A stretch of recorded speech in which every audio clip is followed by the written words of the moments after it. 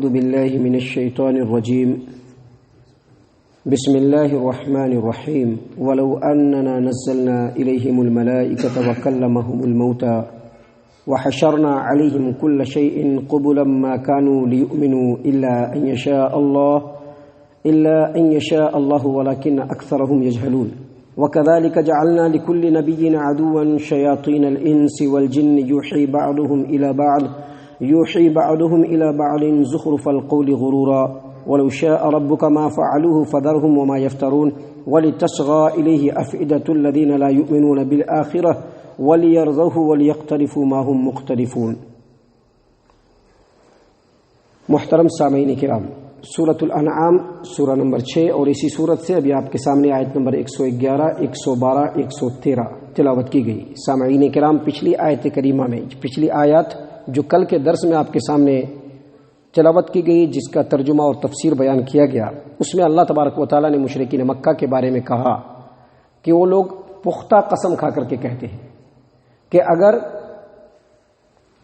کوئی معجزہ یہ نبی ہم لوگوں کو دکھلا دے تو ہم ایمان لے آئیں گے۔ اللہ تبارک و تعالیٰ نے کہا کہ آپ کہہ دیجئے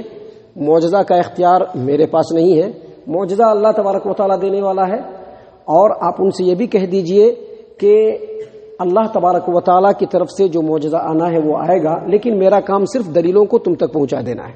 اور اس کے بعد اللہ تبارک و تعالیٰ نے مزید کہا کہ اگر بڑا سے بڑا معجزہ بھی ان کو دے دیا جائے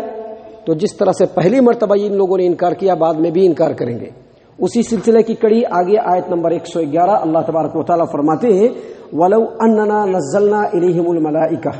اگر ہم ان کی طرف فرشتوں کو بھی نازل کر دیں، وَكَلَّمَهُمُ الْمَوْتَى، اور قبر سے مردے اٹھ کر کے ان سے باتیں کرنے لگے، وَحَشَرْنَا عَلَيْهِمْ كُلَّ شَيْءٍ قُبُلًا مَا كَانُوا لِيُؤْمِنُوا، اور ہر طرح کے معجزے کو، ہر چیز کو ان کے سامنے لا کر کے کھڑا کر دے، مَا كَانُوا لِيُؤْمِنُوا، یہ لوگ ایمان نہیں لائیں گے۔ مطلب یہ کہ اللہ تبارک و تعالیٰ یہاں پر ان مشرکین مکہ کے بارے میں، ان کی صفت کے بارے میں بیان کر رہے ہیں کہ ان بدبختوں کا تو یہ حال ہے کہ اگر ہم فرشتے بھی نازل کر دیں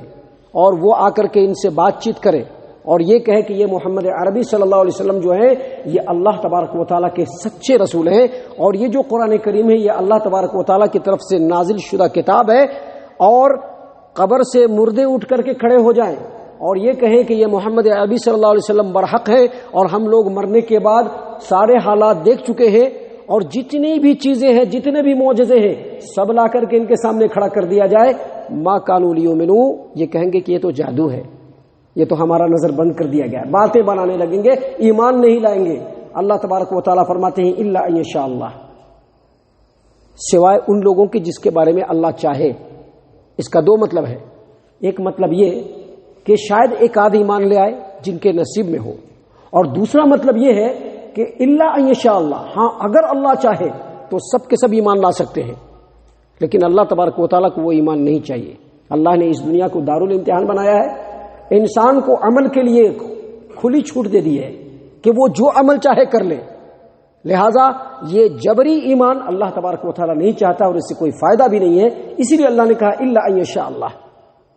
اللہ چاہے گا تو ہوگا، نہیں تو نہیں ہو سکتا۔ اس کے بعد اللہ تبارک و تعالیٰ فرماتے ہیں وَلَكِنَّ أَكْثَرَهُمْ يَجْهَلُونَ، لیکن ان میں سے اکثر نادانی کی باتیں کرتے ہیں۔ اکثر نادانی کی باتیں کیا کرتے ہیں؟ آپ کو ہم نے کل کے درس میں بتلایا تھا کہ جب مشرکین مکہ نے یہ ڈیمانڈ کیا، مطالبہ کیا کہ اگر کوئی معجزہ آ جائے، یہ کوہ صفا جو ہے، یہ صفا پہاڑی جو ہے یہ سونا بن جائے تو ہم لوگ ایمان لے آئیں گے، تو مسلمانوں کے دل میں چاہت ہوئی کہ کاش اللہ تبارک و تعالیٰ صفا پہاڑی کو سونا بنا دے اور یہ جتنے مشرکین ہیں سب کے سب ایمان والے بن جائیں۔ تو اللہ تبارک و تعالیٰ نے کہا کہ ان میں سے اکثر نادانی کی باتیں کرتے ہیں، یعنی یہ جو مومن ہے اور مسلمان جو ہیں یہ سوچ رہے ہیں کہ ہم صفا پہاڑی کو جو ہے بڑا سونے کا پہاڑ بنا دیں گے تو یہ ایمان لے آئیں گے، ایسی بات نہیں ہے، یہ سب ہوائی باتیں ہیں، یہ سب باتیں بنانے کی باتیں ہیں، کچھ بھی کر دیا جائے۔ ان لوگوں کا حال یہ ہو چکا ہے کہ لوگ ایمان نہیں لائیں گے۔ اس کا دوسرا مطلب یہ ہے کہ یہ لوگ اکثر نادانی کی باتیں کرتے ہیں، اس سے مراد مشرکین ہے، یعنی ان کا معجزہ کا مطالبہ کرنا، ڈیمانڈ کرنا ہی نادانی ہے، کیونکہ اگر آدمی کو اللہ تبارک و تعالیٰ کے بارے میں معرفت حاصل کرنا ہے تو اس کو بہت دور جانے کی ضرورت نہیں ہے، وہ اپنے آپ کو دیکھ لے اپنے جسم کو دیکھ لے، جسم کی بناوٹ کو دیکھ لے، اپنے ارد گرد پھیلے ہوئے چیزوں کو دیکھ لے، کائنات کے اندر پھیلی ہوئی نشانیوں کو دیکھ لے، قرآن کریم کو دیکھ لے، اسی سے اس کو سمجھ میں آ جائے گا کہ اللہ تبارک و تعالیٰ ہے جو پورے کائنات کے اوپر اکیلا کنٹرول کرنے والا ہے۔ محترم سامعین کرام، اس کے بعد جو اگلی آیت کریمہ ہے، آیت نمبر 112، اس میں اللہ تبارک و تعالیٰ فرماتے ہیں وَكَذَلِكَ جَعَلْنَا لِكُلِّ نَبِيٍّ عَدُوًّا شَيَاطِينَ الْإِنسِ وَالْجِنِّ يُوحِي بَعْضُهُمْ إِلَى بَعْضٍ زُخْرُفَ الْقَوْلِ غُرُورًا وَلَوْ شَاءَ رَبُّكَ مَا فَعَلُوهُ فَذَرْهُمْ وَمَا يَفْتَرُونَ۔ اور اسی طرح سے ہم نے ہر نبی کے لیے شیطان صفت انسانوں کو بھی اور جنوں کو بھی ہر نبی کا دشمن بنایا۔ وَكَذَلِكَ جَعَلْنَا لِكُلِّ نَبِيٍّ عَدُوًّا شَيَاطِينَ الْإِنسِ وَالْجِنِّ، شیطان صفت انسانوں کو بھی اور جناتوں کو بھی ہر نبی کا ہم نے اسی طرح سے دشمن بنایا، اور ان کا کام کیا ہوتا ہے؟ یوحی بعضهم الی بعض زخرف القول غرورا، اپنے دوستوں کو بہکانے کے لیے، ان کو راہ حق سے ہٹانے کے لیے، پروپیگنڈا کرنے کی غرض سے چکنی چپڑی باتیں ان کے دلوں میں ڈالتے رہتے ہیں۔ اللہ تبارک و تعالیٰ فرماتے ہیں وَلَوْ شَاءَ رَبُّكَ مَا فَعَلُوهُ، اگر تیرا رب چاہتا تو وہ ایسا نہیں کر سکتے تھے، لیکن اللہ تبارک و تعالیٰ فرماتے ہیں فَذَرْهُمْ، ان کو چھوڑ دو، وَمَا يَفْتَرُونَ، اور جو وہ جھوٹ بات نبیوں پر بکتے ہیں ان کو بھی چھوڑ دو۔ یعنی اللہ تبارک و تعالیٰ اس آیت کریمہ میں یہ بیان فرما رہے ہیں کہ جتنے بھی انبیاء اس روئے زمین پر آئے ہیں ان کو حق و باطل کے معرکے سے دوچار ہونا پڑا۔ وہ جو دعوت لے کر کے اٹھے، اس دعوت کی مخالفت میں اور ان کی دشمنی میں صرف شیطان نہیں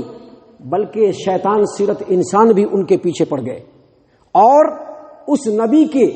دعوت کو اور اسلام کے خاتمے کے لیے ان لوگوں نے اپنے دوستوں کو بڑی چکنی چپڑی باتیں کہی ہیں، اچھے اچھے تدبیر کہ یہ کام کرو گے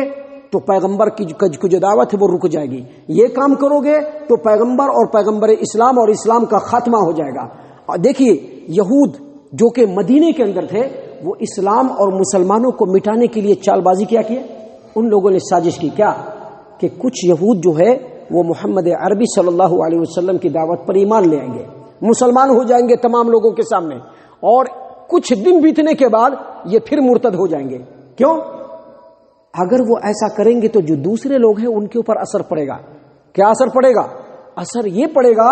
کہ وہ یہ سمجھیں گے کہ یہود تو عالم دین ہے، ضرور دال میں کالا ہے، اسلام کے اندر یقیناً جھول ہے، کیونکہ یہ لوگ تو عالم دین ہے، اگر اسلام حق ہوتا تو یہ لوگ حق سے منحرف نہیں ہوتے، اس کا مطلب ہے کہ اسلام بیکار دین ہے، ایک چال بازی کے طور پر۔ اسی طرح سے مشرکین مکہ نے لوگوں کے درمیان کیا باتیں پھیلائی؟ باتیں یہ پھیلائی کہ یہ جو مسلمان ہیں اور ان کی جو تعلیمات ہیں، اور نبی صلی اللہ علیہ وسلم کا کہنا ہے کہ جو جانور اپنے آپ مر جائے وہ حرام ہے، اور جس جانور کو یہ لوگ ذبح کر دے وہ حلال ہے۔ دیکھیں کیا ٹرک ہے، یہ ٹرک ہوتے ہیں شیطانی صفت انسانوں کی۔ کیا ٹرک ہے؟ ٹرک یہ ہے کہ اللہ جس کو مار دیا اس کو ان لوگوں نے حرام قرار دیا، اور یہ لوگ جس کو مارے وہ حلال ہو گیا۔ تو ایسے ٹرک نبیوں کے ساتھ شیطان سیرت انسان بھی کرتے تھے اور جنات بھی کرتے تھے، چکنی چپڑی باتیں۔ دراصل اس آیت کریمہ سے مفسرین نے ایک بات یہ بھی بتلائی ہے کہ اب نبیوں کا دور ختم ہو گیا ہے، اور نبیوں کے وارثین جو علماء حق ہیں، جو لوگوں کو حق بات بتلانے والے ہیں، ان کے بھی دشمن پیدا ہوتے رہیں گے۔ ان کو ڈرنا نہیں ہے، ان کو گھبرانا نہیں ہے، ان کو اپنے رب پر یقین رکھنا ہے، کیونکہ جب بھی وہ دعوت کا کام لے کر کے اٹھیں گے، ایسے شیطان سیرت انسان ان کے بارے میں مختلف قسم کی باتیں بیان کریں گے ایک دوسرے کے درمیان، تاکہ لوگوں کا مائنڈ واش ہو، تاکہ لوگ ڈائیورٹ ہو جائے، اور اس طرح سے لوگ ہجوم کر دے داعی الی الحق کے خلاف، اور وہ داعی الی الحق اپنے کاز کو لے کر کے ڈیمیج ہو جائے۔ لیکن اگر داعی الی الحق اللہ تبارک و تعالیٰ پر توکل کرتے ہوئے، رب العالمین پر بھروسہ کرتے ہوئے اپنے مشن کو لے کر کے آگے بڑھتا رہے گا، تو اس کے راستے میں ایسے شیطان سیرت انسان ہو یا جنات ہو آتے رہیں گے، جاتے رہیں گے، اور اس کا سفر آگے بڑھتا ہی رہے گا۔ محترم سامعین کرام، اسی بات کو اللہ تبارک و تعالیٰ نے یہاں پر کہا وَكَذَلِكَ جَعَلْنَا لِكُلِّ نَبِيٍّ عَدُوًّا شَيَاطِينَ الْإِنسِ وَالْجِنِّ يُوحِي بَعْضُهُمْ إِلَى بَعْضٍ زُخْرُفَ الْقَوْلِ غُرُورًا۔ ہم نے اسی طرح سے ہر نبی کے لیے جناتوں میں سے بھی اور انسانوں سے میں سے بھی شیطان صفت دشمن مقرر کر دیے ہیں جو ایک دوسرے کو بہکانے کی غرض سے، دھوکے میں رکھنے کی غرض سے چکنی چپڑی باتیں کرتے رہیں گے۔ اگر آپ کا رب چاہتا تو وہ لوگ ایسا نہ کر سکتے تھے، لیکن اے نبی صلی اللہ علیہ وسلم اور اے نبی کے وارثین، آپ ان لوگوں کو بھی چھوڑ دیجئے، اور جو جھوٹ بات وہ بکتے ہیں ان کی طرف بھی آپ کو توجہ دینے کی کوئی ضرورت نہیں۔ محترم سامعین کرام، آگے اللہ تبارک و تعالیٰ نے مزید فرمایا وَلِتَصْغَىٰ إِلَيْهِ أَفْئِدَةُ الَّذِينَ لَا يُؤْمِنُونَ بِالْآخِرَةِ وَلِيَرْضَوْهُ وَلِيَقْتَرِفُوا مَا هُمْ مُقْتَرِفُونَ، اور ایسا وہ لوگ اس لیے بھی کرتے ہیں تاکہ جن لوگوں کے دل ابھی جو لوگ ایمان نہیں لاتے ہیں ان کے دل ان کی طرف مائل ہو جائے اور وہ ان کے دین سے راضی ہو جائے، اور جو وہ گناہ کے کام کرتے تھے اس پر وہ باقی اور برقرار رہیں۔ یعنی یہ جو شیطان صفت انسان ہے یہ نبیوں کے مقابلے میں لوگوں کو بہکاتے ہیں، کیوں؟ تاکہ جن کے دل میں ایمان لانے کا جذبہ ہے وہ ان کے دھوکے میں آ جائے اور آگے وہ ایمان نہ لائے، اور جو گناہ کے کام وہ پہلے سے کرتے رہے ہیں اسی میں ملوث ہو جائے۔ محترم سامعین کرام، یہ باتیں دراصل خالص مشرکین مکہ کو بتلائی جا رہی ہیں، لیکن جو بھی آیت کریمہ قرآن کریم کے اندر اللہ تبارک و تعالیٰ نے نازل کیا ہے، اگرچہ اس کا پس منظر خاص ہو تب بھی اس کا حکم عام ہوتا ہے، اور ہر ایک آیت سے بلکہ آیت کے ایک ایک لفظ سے ہر دور کے مسلمانوں کو نصیحت حاصل کرنا چاہیے، اس پر غور و فکر کرنا چاہیے، اور اللہ تبارک و تعالیٰ کے بتلائی ہوئے صراط مستقیم کو اپنانے کی بھرپور کوشش کرنی چاہیے۔ اللہ تبارک و تعالیٰ سے دعا ہے کہ اللہ تبارک و تعالیٰ ہم تمام کو ان باتوں کے اوپر غور و فکر اور تدبر کرنے کی توفیق عنایت فرمائے، ہم تمام کو ہمارا رب صحیح معنوں میں مومن اور مسلمان بنائے، اللہ تبارک و تعالیٰ ہم تمام کو کتاب و سنت کی پیروی کرنے والا بنائے، جنت الفردوس میں جگہ عطا فرمائے۔ اے اللہ ہم تمام کو جہنم سے پناہ دے، اے رب العالمین ہم تمام کو جہنم سے پناہ دے، اے مالک الملک ہم تمام کو جہنم سے پناہ دے، آمین یا رب العالمین، وما علینا الا البلاغ المبین۔